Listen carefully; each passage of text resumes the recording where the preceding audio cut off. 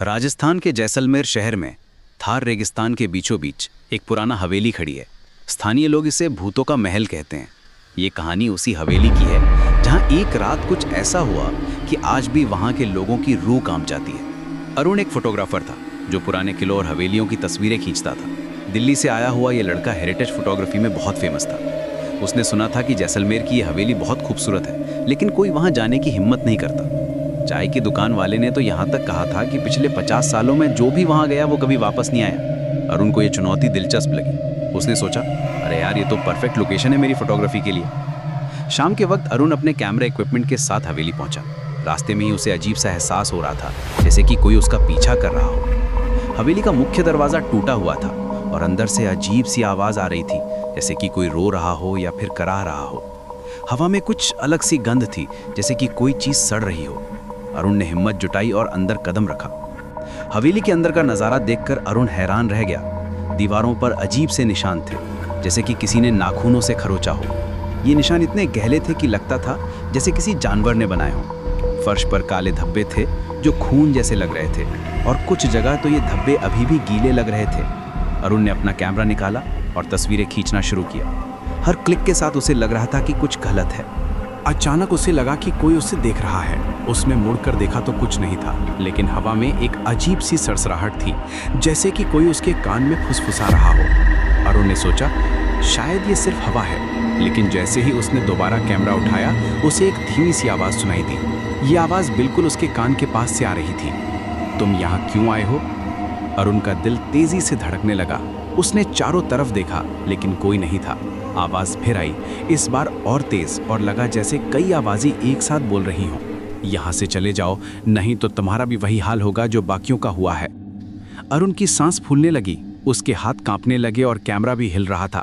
उसने तुरंत अपना सामान समेटने की कोशिश की, लेकिन तभी हवेली का मुख्य दरवाज़ा जोर से बंद हो गया। आवाज़ इतनी तेज थी कि पूरी हवेली हिल गई। अब वो अंदर फंस गया था। अंधेरे में अरुण को कुछ परछाइयाँ दिखाई दी जो दीवारों पर नाच रही थीं। ये परछाइयाँ इंसानों जैसी लग रही थीं, लेकिन उनके हाथ बहुत लंबे थे और सिर अजीब तरीके से टेढ़े थे। कुछ परछाइयाँ तो सीलिंग पर उल्टी लटक रही थीं। अरुण ने अपने फ़ोन की फ्लैशलाइट जलाई तो देखा कि हवेली की दीवारों पर खून से लिखा हुआ था, यहाँ आने वाला कोई वापस नहीं जाता। अरुण की आंखों के सामने अंधेरा छाने लगा। उसे लगा कि कोई उसकी गर्दन पर सांस ले रहा है। ये सांस बर्फ़ की तरह ठंडी थी। जब उसने पीछे मुड़कर देखा तो एक भयानक चेहरा था, जिसकी आंखें लाल थीं और मुंह से काला खून बह रहा था। उस चेहरे की स्किन सड़ी हुई थी और बाल बिखरे हुए थे। अब तुम हमेशा के लिए यहीं रहोगे, उस आत्मा ने कहा। उसकी आवाज़ में दर्द और गुस्सा दोनों था। अरुण चीखा और भागने की कोशिश की, लेकिन उसके पैर जमीन में धंसते जा रहे थे। हवेली की दीवारें उसकी तरफ आने लगीं। अरुण को लगा कि वो किसी नाइटमेयर में फंस गया है। उसकी सांस तेज हो रही थी और दिल की धड़कन कानों में गूंज रही थी। अचानक उसे याद आया कि उसकी दादी माँ हमेशा कहती थीं कि भूतों से बचने के लिए हनुमान चालीसा पढ़ना चाहिए। दादी माँ कहती थीं कि हनुमान जी की शक्ति से कोई भी बुरी आत्मा नहीं टिक सकती। अरुण ने आंखें बंद करके हनुमान चालीसा पढ़ना शुरू किया। जैसे ही उसने हनुमान चालीसा के पहले शब्द कहे, हवेली में एक तेज रोशनी फैली। सभी परछाइयाँ गायब हो गईं और दरवाज़ा खुल गया। वो भयानक आत्मा चीखती हुई गायब हो गई। अरुण तुरंत बाहर भागा और कभी पीछे मुड़ के नहीं देखा। अगली सुबह जब अरुण ने अपने कैमरा की मेमोरी कार्ड चेक की तो उसमें सिर्फ एक तस्वीर थी। उस तस्वीर में वो खुद दिख रहा था, लेकिन उसके पीछे कई भयानक चेहरे थे जो उसे घूर रहे थे। कुछ चेहरे तो हंस भी रहे थे। आज भी अरुण उस रात को याद करके कांपता है। वो कभी किसी को उस हवेली के बारे में बताने की हिम्मत नहीं करता, लेकिन कभी कभी रात में उसे लगता है कि कोई उसे बुला रहा है।